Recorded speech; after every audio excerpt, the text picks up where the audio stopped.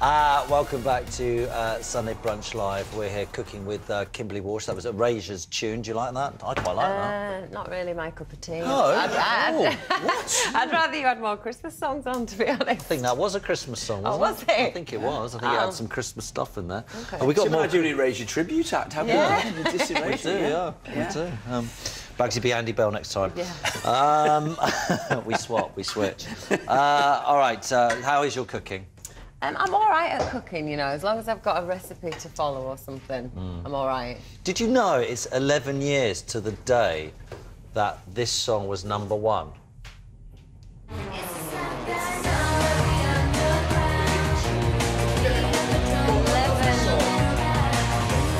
Crazy.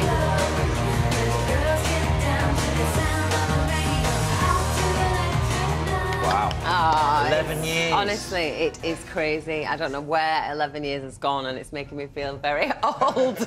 Nostalgic? Yeah, really nostalgic. I didn't realise it was like a year to the day. Yes, apparently. It's a bit of a celebration. A year to the day. What do you think of that, Simon? It's great. Look, this, and in true kind of glamorous Sunday Brunch fashion, look what we've got for you. I think this might have been an afterthought. Yeah. Some sort of celebratory muffin. Thanks for that. There you go. Right, I'll just blow it out on behalf of all the girls, OK? Yeah, we couldn't afford 5. Yeah. Yay! Big moment, that. Big moment. Right, what are we going to cook then, Simon? So, of course, it is Christmas, and quite a lot of the time, if you've got people who are veggie who are come for Christmas, what they end up with is they get a plate of sprouts and very little else. And things like nut loaf, which is what we're going to make, can be a little bit bland, a little bit boring. So hopefully this is a kind of more exciting version of it. And we're going to make proper veggie gravy. So what we've got, there's plenty of butter and everything, because we're going to put that into the mash, which will make that really delicious. Then for the gravy, onions cooking away. We've got butter, stock, we've got some beer, some tomato puree, a bit of gravy browning, and a pinch of sugar to take away the acidity in the beer. Then for the nut loaf itself, we've got egg, we've got some hot sauce, we've got bread, we've got milk. Then we've got breadcrumbs, various herbs and spices, tarragon, we've got nutmeg, we've got thyme, we've got parsley, a little bit of egg white, some celery, some parsley. Then we've got nuts, we've got pecans, mushrooms, more caramelised onion, and some hazelnuts. So it should taste good. Yeah, it's a lot of ingredients, but it makes it tasty, and that's what we want to be. I've always been a bit intrigued by nut roast, you know, because obviously if you're not a veggie, you wouldn't really have it, but I always wonder if it is an all right substitute or not. Sometimes. Or if it could even be an addition. An addition is good. You could use it. You could use it as a version of your stuffing. Yeah, exactly. First job, big chunks of big slice of bread, and then just tear those up. And put them into that bowl there. Because one of the big problems, right, when you read many recipes for nut loaf and nut roast, they're all a bit dry. So just this one in breadcrumbs or just chunk? Yeah, you just chuck it in. It can be stale, it can be fresh. This one is using techniques that you use in a meatloaf. And what you do in a meatloaf is you make sure that you've got something that's a bit gloopy. So this is our gloopy bit. Right. So we've got bread, egg, and we've got just to hold it all together. We'll hold it together and also mean that things won't dry out. Because if you just have a load of nuts and set it with an egg, it's not very exciting. OK? So once that goes in, then just give it a bit of a mash with a fork. Right. OK? And what you do is you let this sit for about 20 minutes or so. And at the moment, that looks as if it's never going to soften off. But as time goes on, then it works kind of pretty well. Yeah. And you can just leave that. So you see already, it starts to mush. Yeah, and it's the gloopy white bread that you want. You know, you don't want to go down the route of kind of handcrafted brown bread made in the Andes. You know, it's kind of that gloopy, sloppy stuff that you want. Right, so that'll do you. So you let that sit for about 15 minutes or so. Next job for you, Kimberley, is chuck all of those pecans into the blender and break them down a little bit. And we've done a similar thing with the... So that doesn't work with brown bread? Well, it will, but I think that the joy of that white bread is, you know, when you get a piece of white bread like that, you can squash it and almost turn it into clay.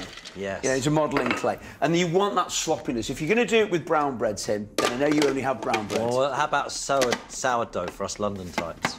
Yeah, sales sourdough. Now, obviously, anybody watching in the north, we don't understand what that is. What is? I have no idea. I just pay more money for it. So I need to make sure this is secure, otherwise it's going everywhere. You even practiced that before. I know. I did rehearse it. Oh well. Simon, help. There you go. Is that right? I don't know. There we go. We're good. And just break it down a little bit. Then, Tim, little job for you. Just have a bit of a chop of that and a bit of a chop of that. Little small. Oh, yeah, that's fine. Yeah, that's great. So that all goes into. So what do I want this in? Small bits. Yeah, smallish bits. All of it chuck into there. Yeah. All these. So now, let's get rid of that for you so it doesn't fall out. Yeah. So now it's a matter of just getting everything stuck in together. So all of these ingredients, Kimberley, go in there as well. Okay. So you've got your herbs, spices, a little bit of mustard, and just chuck it all in.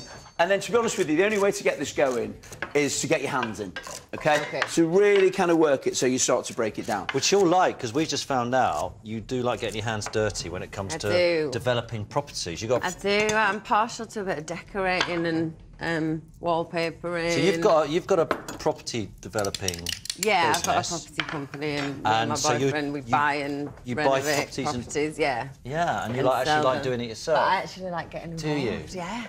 Well, when we bought our house, we did all the decorating ourselves and, repaired everything. So, yeah, I got really into it. Because I'm really not very glamorous, but I'm not very good at that sort of stuff. Do you find it therapeutic? Yeah, I think it's like one of those things that you can just kind of switch off. And it's completely the opposite of, the job that I actually do. So I think that's probably why I like it. Could I hire you to do my kitchen? I reckon I could, Maybe not the actual fitting, but everything else I could do. That'd be pretty cool. And I like all the interior design and all that, so yeah, it's fun. I always thought when I became a grown-up I'd actually get good at DIY. You know, that there's almost kind of like some kind of like dad's gene that kicks in that means you can do it. You're good at cooking, you can't have both, surely. You'd be like a perfect man, I'm impatient. That's the problem. You need patience, don't you? You do need patience, especially for wallpapering. I started and I think I'm bored now. In with the hands. Go on, and really work it, and then slap it all in there and cook it out. Now, veggie gravy. I remember painting my kitchen. I had one of those things on a stick. I looked at this wall. A roller. One of those things on a stick. That's exactly the right phrase I was looking for, a roller. I remember walking into my kitchen and sitting in various different places and thinking, no one ever looks at that wall. I do not have to paint that wall. Or leave the bit behind the sofa or something. Yeah, no, so I left that whole wall. And no one has once come around my house and said, you didn't paint that wall, did you? Although I have to confess, there is a bit behind my bed, in my bedroom, that I haven't wallpapered. What, you left? There's a square like that? There is a square. Yes. So, yeah. Both of you. Cutting corners. Yeah, exactly. You as a perfectionist. Right, veggie gravy. Onions we caramelize them. We add the tomato puree. Cook that for 6 minutes or so. We add into there gravy browning. Then we add beer, whatever beer you fancy. That goes in. Then we add stock, goes into there. We bring that up to the boil. Cook. We end up with that. At the end of it, to give it a bit of gloss, we add a little drop of butter goes into there. That will give us a nice little sheet. Now, Kimberley Walsh, I need you to come and make perfect mashed potato for me. OK. So, give your hands a quick wash. Yep. And what we've done, we've mashed the potato. That's all right. And the key to good mashed potato is butter. Yeah, okay? it really is. Now, if you want to make it perfect, where you mash, once you've mashed it down and it's nice and dry, add a third of that weight in butter. No, but you can't do that, can you? We're doing it. We're doing it now. OK, and then, Christmas, guys, it's then beat it. Right. Beat it in there. So what you do is are you saying here 2/3 potato? Come on now. 1/3 butter. Surely that's not. Yeah. It's the way to do it, Tim. When you taste it, you'll go, that's the correct answer. Yeah. It's as simple as that. Here's a nut roast, an hour it takes to cook that. We turn it out. Let it sit for a little while in the same way that you would a piece of meat, so all of those juices can come together. And what we end up with is this lovely, and we put a bit of polenta on the edge of this, which gives it a bit of bite, a bit of crust on there. So, slab of that. Nice. Beautiful. OK. Now, Kimberley, we're going to teach you to... Right. Perfect. Now, the way that you get a great quenelle, we put a bit of cling film on there, and all you do, scoop it. Yeah. Then what? A bit more. More?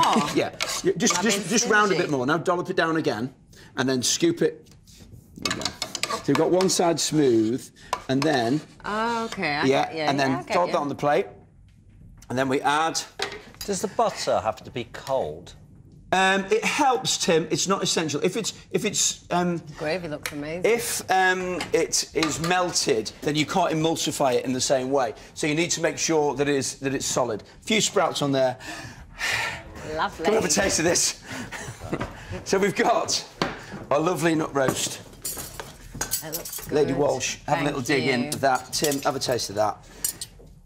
if you are going to cook for veggie, so this stays nice and moist. You've got great gravy, you've got brilliant mashed potatoes, all cushions here with your roasties and your sprouts and whatever else you're doing. And we're chatting more to you. Is that good? That works. Really good. Not enough butter in that mash. Add Gravy's more. amazing. And don't forget, for all of today's Sunday Brunch recipes, head to the scrapbook, channel4.com/Sunday Brunch. It's all right, isn't it? Oh, it's Works. really good. Really good. Right. After the break, Christmas Science with Greg Foot, and we're chatting to EastEnders Ricky Norwood.